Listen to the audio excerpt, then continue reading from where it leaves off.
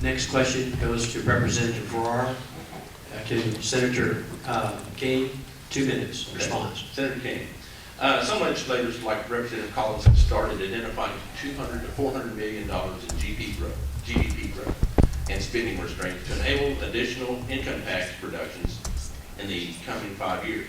Would you keep cutting the income tax in Arkansas, or would you cancel the tax cuts in order to fund the health care? Okay, I'm for Representative Collins. I mean, it sounds like we're going back and forth. I'm for helping him, reduce the income tax. No, I'm not for taking the income taxes away to pay for health care. What I am for is, folks, I've been down here 10 years, down here in the legislature. DHS budget has grown every year. DHS budget has grown more than K through 12 educational. Okay? More than we feed our schools, we feed the DHS's budget.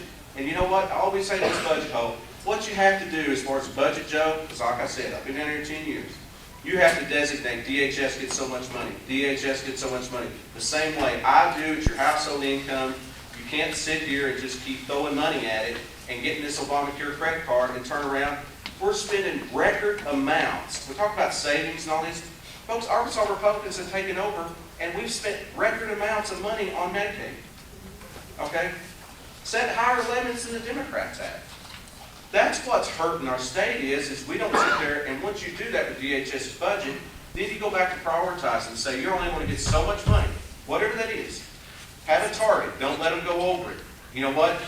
And then you start figuring out priorities you need. The most needy, children, elderly, disabled, those.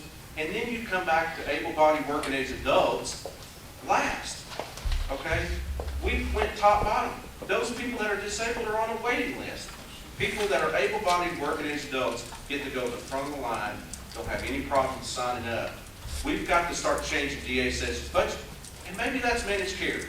I don't know. I'm neutral on it right now. I don't know. I'm willing to listen. But that's how you sit there as a state. They've talked about bragging about slowing growth in Medicaid.